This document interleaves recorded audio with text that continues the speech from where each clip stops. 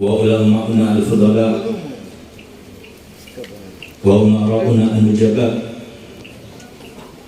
وخصوصا نذكر أبناء وعائلة من صاحب الخلق حبيب بكر الذي قال السلف سر الآباء في الأبناء. Semoga kita semua termasuk yang diizini oleh mereka semuanya, sehingga kita pada saat ini masuk kepada Habib Bakar dalam keadaan dibuka selebar-lebarnya, sehingga semua hajat kita dikabulkan semuanya, dan semoga kita mendapatkan keberkahan yang luas. Keberkahan itu kita bawa ke rumah, keberkahan itu kita bawa ke tempat kerja kita, keberkahan itu sampai kita bawa ke kerja, insyaallah. Amin amin ya rabbal alamin. Masyaallah muslimin wal muslimat rahimakumullah. Ini adalah saat-saat yang sangat tepat untuk kita mengingat bahwasanya dakwah Nabi kita Muhammad SAW itu benar dan nyata dan terus akan berkesinambungan sampai hari kiamat. Tadi disampaikan oleh Habib Lana Taufik Hafizahullah Warahmah bahwasanya beliau Habib Bakar ini merupakan sebuah contoh daripada apa yang disampaikan Nabi Muhammad, semuanya benar. Habib Bakar merupakan sebuah contoh bagi kita bahwasanya semua yang diperagakan oleh Nabi Muhammad itu juga semua benar. Habib Abu Bakar salah satu yang sudah pernah merasakan apa yang dikatakan oleh para mufassir dalam Al-Quran. Laqad kana lakum fi Rasulillahi uswatun hasanah. Sungguh ada di dalam diri Nabi Muhammad SAW merupakan sebuah uswah. Dikatakan oleh orang fasih, uswah itu bukan cuma sebuah teladan, tapi uswah di sini adalah sebuah barometer. Apapun yang kita inginkan daripada harapan-harapan kita semuanya, maka ukurlah dengan bagaimana kita barometer kita di dalam mengikuti dan ittiba dengan Nabi kita Muhammad SAW. Tambah dekat kita dengan Nabi Muhammad, maka tambah dekat dengan semua harapan kita akan tercapai. Sehingga hari ini, pagi hari ini, saya membaca sebuah kitab karya mutiara daripada Sayyidul Khalq Habib Bakar. Beliau katakan, apa yang kalian lihat daripada diriku, daripada yang kau lihat merupakan sebuah ujian untukku, ketahuilah aku sudah merasakan yang itu adalah nikmat yang paling puja. Demi Allah, aku rasakan sekarang ini cuma dua hal: nikmat syukur dan nikmat sabar. Bagaimana orang seperti beliau yang kadang-kala kita melihat dalam keadaan kesulitan, tapi ternyata beliau itu termasuk orang yang bersyukur kepada Allah Ta'ala, bersabar kepada Allah Ta'ala. Bukankah ini harapan kita untuk hidup? Kita ingin merasakan yang semacam ini, dan ini dirasakan oleh Nabi Muhammad. Walaupun Nabi Muhammad dilumuri pintu rumahnya setiap hari oleh As bin Wa'il dengan kotoran manusia, tapi lihat bagaimana respon Nabi Muhammad ketika membersihkannya. Apa kata Muhammad? Demi Allah, aku mempunyai seorang tetangga yang sangat baik kepadaku. Kenapa dikatakan demikian oleh Nabi Muhammad SAW? Bukan untuk menghibur dirinya, tidak, tapi untuk menyatakan kepada kita bahwa itulah yang terjadi sesungguhnya pada Nabi Muhammad. Dengan Nabi Muhammad tidak membalasnya, dengan Nabi Muhammad sabar terhadapnya, apa yang dapat Nabi Muhammad? Diangkat derajatnya, ditambah cinta Allah kepadanya, dan ditambah pahalanya yang begitu melimpah. Makanya Nabi Muhammad SAW sebagai tetangga yang aku punya.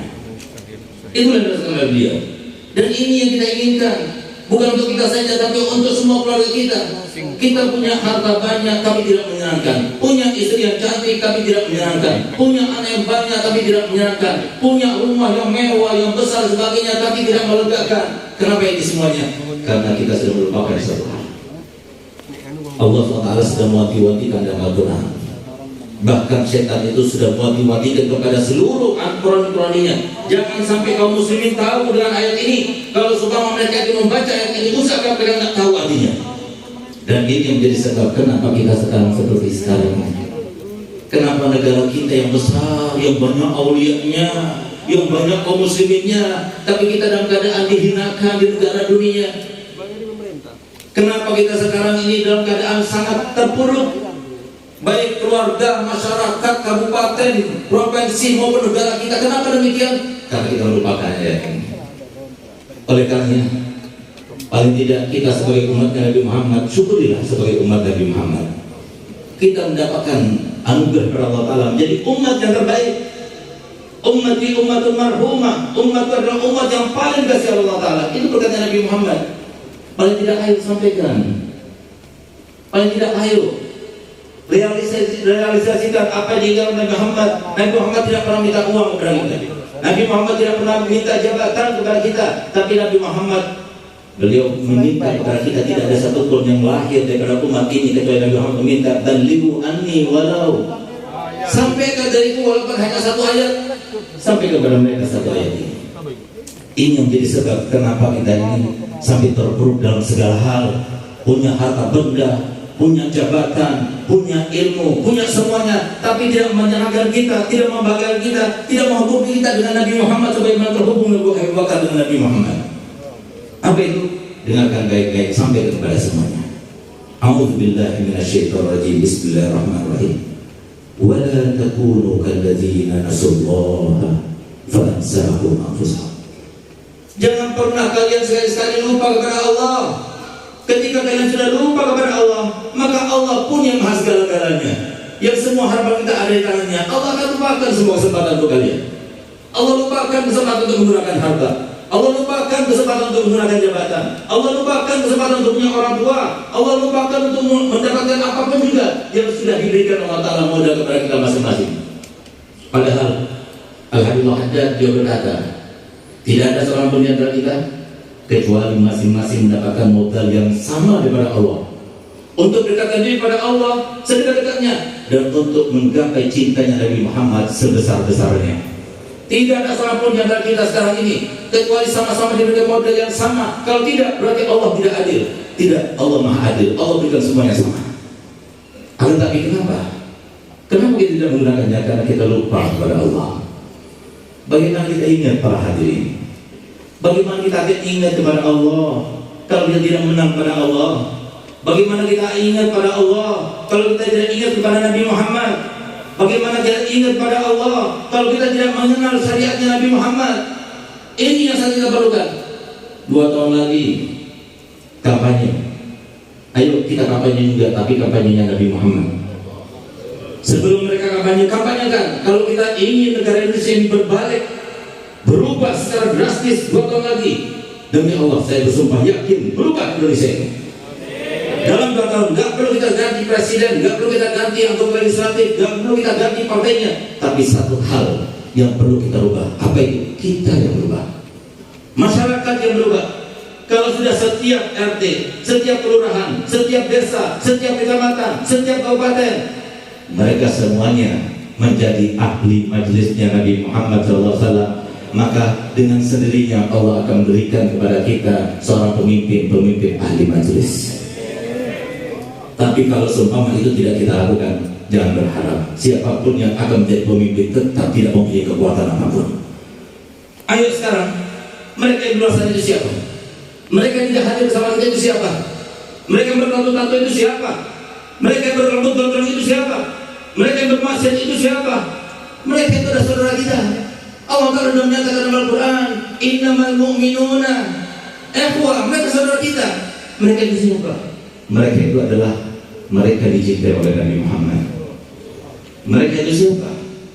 Mereka yang telah bersumpah Nabi Muhammad SAW ketika turun sebuah ayat yang karenanya kita kadang-kadang sujud kepada Allah Ta'ala karena kita menderita dan merasa bahwasanya ujian kita daripada Allah Ta'ala sangat besar. Apa itu? Ketika Nabi Muhammad mendapatkan ayat yang berbunyi wala sawfa yu'tika rabbuka fatardah. Ketika turun ayat tersebut, apa respon Nabi Muhammad? Dengan gembiranya, dengan senyumnya, Nabi Muhammad bersumpah, wallahi inna anta wahidan min ummati finnar. Demi Allah aku tidak ridho satu saja dari umatku dari neraka. Sehingga siapapun yang menyelamatkan umat Nabi Muhammad walaupun satu, maka dia pasti akan disambut oleh Nabi Muhammad. Beruntung para orang tua yang punya anak berada di pesantren, beruntung. Apalagi sampai menjadi seorang ustaz, beruntung. Kenapa? Telah menggembirakan Nabi Muhammad. Kalau kita ingin tahu bagaimana cintanya Nabi Muhammad kepada kita, anak kita, keturunan kita, sahabat kita, saudara kita, dan semua kita lihat, yang kita pandang mereka itu adalah orang-orang yang ahli maksiat misalnya. Kata Nabi Muhammad, aku mencintai kalian melebihi daripada cinta orang tua kalian terhadap diri kalian. Nabi Muhammad tidak asal berbicara, tapi Nabi Muhammad berbicara sekaligus memberikan bukti. Di antara buktinya adalah beliau katakan dalam hadis tersebut, wallahi law yushaqu ahadukum bi syaukatin fi rijlihi la ajidu alamaha fi qalbi. Demi Allah, kalau seumpama kaki kalian terkena duri, sakit bukan? Demi Allah, aku juga rasakan sakit dalam hati. Saya masih teringat bagaimana saya punya abah Habib Hasan Baharun rahimahullah ta'ala, beliau berkata, beruntung para wali santri yang memasukkan anak-anaknya ke dalam pondok-pondok pesantren, madrasah-madrasah diniyah. Kenapa? Dia sudah memulai tahapan menggembirakan Nabi Muhammad. Kalau sudah berhasil anaknya menjadi seorang ustaz, seorang dai, apa yang lakukannya? Kata saya punya abah, demi Allah, nanti ketika meninggal dunia wali santri itu akan dipeluk dan disambut oleh Nabi Muhammad. Satu lagi saya punya ayat berkata begini, segera kalau seumpama ada satu orang datang dengan dunia dan seisinya untuk menggantikan posisi saya sebagai seorang ustaz, sebagai seorang dai, sebagai seorang pendiri ma'ad, demi Allah saya tidak akan jual. Kenapa? Karena Nabi Muhammad seorang Nabi yang pernah bersabda dalam hadisnya, anak itu kafir, aku ini adalah manusia paling pandai membalas jasa. Fa in ahsana ahadukum ila ahadin falam yukafi'u fa ana ukafi'u yaumil qiyamah. Seandainya ada di antara kalian berbuat baik kepada orang lain, lalu dia tidak mendapatkan balasan daripada orang tersebut, jangan khawatir, aku yang membalasnya untuk kalian. Apalagi aku lakukan ini semuanya untuk Nabi Muhammad, memberikan petunjuk kepada umatnya Nabi Muhammad. Sehingga ada seorang arifillah di akhir zaman ini, beliau berkata, beruntung pada kita, sebagaimana tadi saya dikatakan oleh Allah Hadad, setiap orang punya modal, paling tidak dengan niatnya. Oleh karena yang menjadi pengusaha, carilah uang untuk Rasulullah. Yang jadi pejabat, gunakan jabatannya. Setiap hari keluar dari rumahnya, saya akan gunakan jabatan ini untuk mengayomi umatnya Nabi Muhammad. Yang nggak punya apa-apa, gunakan kesempatan untuk berdoa supaya mendoakan umatnya Nabi Muhammad. Dengan cara seperti itu, setiap hari kami semua apa yang kita lakukan disodorkan kepada Muhammad, sehingga Muhammad akan membalasnya secepat mungkin. Sehingga saya berkata, kalau seumpama Nabi Muhammad berkata begini pada orang lain yang berbuat baik, pada orang lain kalau tidak mendapatkan balasan, maka bagaimana dengan kita yang berbuat untuk Nabi Muhammad? Paling sedikit yang didapatkan oleh para ulama, para asatidzah, para donatur yang menanggung, yang membantu para pesantren-pesantren dan majelis taklim, madrasah-madrasah diniyah, paling sedikit ketika mereka meninggal dunia, Rasulullah hadir bersama mereka. Ini yang kita inginkan. Dan bagaimana Habib Bakar? Beliau sudah wafat sudah sekian puluh tahun, tapi sampai sekarang masih teriang-iang di dalam telinga kita. Bahkan subhanallah, di antara karomah beliau, kemarin saya sempat sedih hari Kamis, di dalam mobil saya melihat sebuah video daripada cucu beliau Habib Ahmad, yang beliau katakan, orang kalau tidak dipanggil oleh Habib Bakar tidak akan sampai ke sini. Orang kalau tidak dipanggil oleh Habib Bakar tidak akan hadir dalam haulnya. Alhamdulillah kita termasuk panggil ya Allah, jadikanlah kami termasuk dalam mulia. Subhanallah, terlintas dalam hati saya, ya Allah, saya jarang ziarah pada Habib Bakar. Ya Allah, saya jarang hadir haulnya, saya hadir rohanya saja. Subhanallah, gak lama kemudian Habib Bakar telepon kepada saya, minta saya hadir di dalam haul ini. Ini kalau daripada Habib Bakar. Ya Allah, jangan sampai gini termasuk yang keluar dari tempat ini dalam keadaan hampa. Demi Allah, saya termasuk yakin kalau seumpama orang seperti beliau yang akhlaknya sempurna, yang begitu intibatnya kepada Muhammad sangat sempurna, beliau termasuk orang yang menghormati tamu. Insya Allah kita semuanya tamunya. Insya Allah beliau itu mendengar semua apa yang diucapkan oleh kita. Insya Allah kalau semua kita itu tadi membacakan tahlil, membacakan yasin, itu lebih daripada apa yang kata Nabi Muhammad.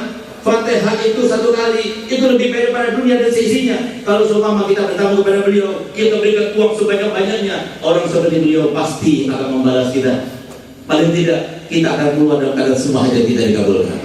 Ya Allah, bebaskan Habib Bakar ya Allah. Jadikanlah kami termasuk orang yang tidak mempedulikan orang lain ya Allah. Ya Allah, kami ini adalah sasaran daripada semua ketentuan-Mu ya Allah. Ya Allah, Al-Habib Bakar telah merasakan Ala inna awliya Allah la khaufun alaihim wa la hum yahzanun. Mereka tidak pernah sedih, mereka tidak pernah takut. Jadikanlah kami termasuk mereka ya Allah.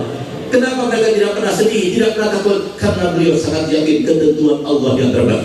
Ya Allah, kami sangat diingatkan dengan cerita di Sayyidina Husain ketika akan dipenggal kepalanya, ketika akan duet terakhir kalinya. Di saat itulah beliau memandang orang-orang yang memeranginya.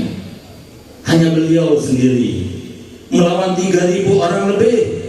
Di saat itulah beliau meneteskan air mata. Di saat beliau meneteskan air mata, tampak kepada adiknya Sayyidatuna Zainab. Sayyidatuna Zainab cepat-cepat berlari dan mendekati Husain. Husain, engkau adalah putra Fatimah, engkau adalah putra ayahku Ali bin Abi Thalib. Engkau menangis depan mereka, engkau takut pada mereka, engkau takut pada kematian. Apa yang jawab Husain? Ya Zainab, demi Allah, bukan karena aku takut kepada mereka sehingga aku menangis. Demi Allah, bukan karena aku takut kepada pedang mereka sehingga aku menangis. Demi Allah, bukan karena aku takut kepada kematian sehingga aku menangis. Tapi aku menangis karena aku melihat di dalam wajah-wajah mereka telah kami lihat yang namanya luapan api-api yang siap untuk mengeluarkan mereka karena mereka memerangi cucunya Nabi Muhammad. Adapun takut kepada kematian sama sekali tidak ada pada diriku. Ketahuilah, semalam kakekku telah datang ke dalam mimpiku dan dia berkata, Husain, besok kau berbuka bersamaku. Begitulah yang dikatakan Sayyidina Utsman bin Affan ketika sudah datang seorang pemberontak datang ke bawah, kemudian dia itu akan dihunuskan pedangnya untuk membunuh Sayyidina Utsman. Sayyidina Utsman sedang membaca Al-Quran dengan tenangnya. Ada orang tersebut di depannya, dia tidak sama sekali tidak gentar sama sekali. Sehingga dikatakan, engkau tidak tahu benar pedangku? Tidak. Kenapa? Karena semalam aku bermimpi Nabi Muhammad dan berkata kepada Utsman, besok kau berbuka bersamaku. Ya Allah, jadikanlah kami termasuk semoga mereka. Ya Allah, jadikanlah kami termasuk yang menjunjung tinggi perjuangan Nabi Muhammad. Ya Allah, jadikanlah kami termasuk membela Nabi Muhammad. Apapun yang kami mempunyai Allah, itu model kau berikan kepada kami ya Allah. Gunakan modal kami untuk mendekatkan diri kepadamu ya Allah, dan untuk menyenangkan hati bagi Rasul Muhammad. Ya Allah, jadikanlah kami yang punya uang, berkatilah uangnya ya Allah. Banyakkan uangnya ya Allah, semuanya untuk perjuangan Nabi Muhammad. Di antara kami yang punya jabatan ya Allah, jadikanlah jabatan ini ya Allah berguna untuk perjuangan Nabi Muhammad. Ya Allah, di antara kami yang mempunyai apapun yang kami punya daripada modal-modal, ya Allah, jadikanlah kami menggunakan dan meniatkannya untuk menyenangkan Nabi Muhammad. Ya Allah, sebagaimana Engkau telah haramkan kami di dunia ini tidak bisa memandang wajah Muhammad, ya Allah, jangan Engkau haramkan kami memandang wajah Muhammad walaupun dalam mimpi kami, ya Allah. Ya Allah, sebagaimana Engkau tidak menjadikan kami termasuk memandang Nabi Muhammad di dunia, jangan sampai Engkau dua kali nanti di padang mahsyar tidak melihat Nabi Muhammad. Kata Nabi Muhammad, man lam yarani yaumal qiyamah lam yadkhulil jannah. Barang siapa yang tidak melihatku nanti di hari kiamat, maka dia tidak akan masuk dalam surga. Ya Allah, jadikanlah kami termasuk memandang wajah Nabi Muhammad. Ya Allah, jadikanlah setiap langkah kami ya Allah tujuannya Nabi Muhammad, menyenangkan Nabi Muhammad, dan punya harta untuk Nabi Muhammad, dan punya ilmu untuk Nabi Muhammad, umur kami untuk Nabi Muhammad, semuanya untuk Nabi Muhammad. Ya Allah, jadikan Nabi Muhammad bangga kepada kami ya Allah. Kami tidak punya apapun, kami tidak punya apapun ya Allah. Kami hanya mempunyai Abu Bakar, kami punya aulia, kami punya salafus saleh. Kami tidak mendapatkan apapun yang bisa kami andalkan kepada kami ya Allah. Demi Allah, tidak ada seorang pun di antara kami yang berani bersumpah ada satu amal kebaikan pun yang pasti kau terima ya Allah. Di antara kami tidak ada yang berani bersumpah bahwa di antara kami ada dosa yang pernah diampunkan oleh-Mu ya Allah. Ya Allah, kami tidak punya apa-apa. Oleh karena jangan sampai kami termasuk orang yang tercegah daripada rahmat-Mu ya Allah. Jangan ada di antara kami orang yang durhaka pada orang tuanya. Jangan ada di antara kami orang yang durhaka pada suaminya. Jangan ada di antara kami orang yang memutuskan tali silaturahminya.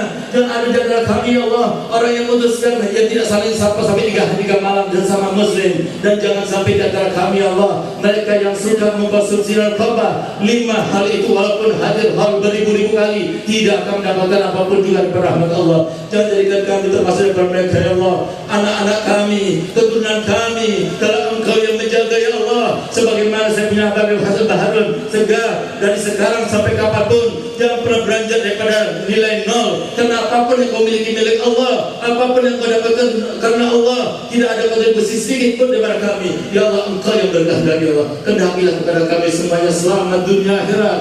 Ya Allah, entah berapa tahun lagi karena kami menjalani kehidupan dunia, kami tidak tahu kami termasuk selamat atau tidak ya Allah. Berapa banyak di antara kami yang punya ilmu. Berapa banyak di antara kami yang tampak seperti seorang wali, tapi ternyata dia melakukan pelecehan, ternyata dia melakukan dosa besar.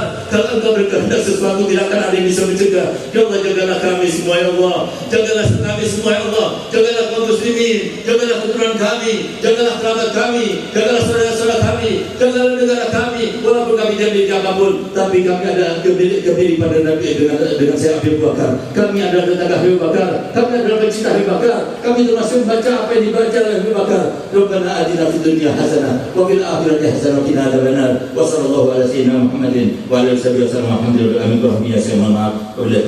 Wassalamualaikum warahmatullahi wabarakatuh.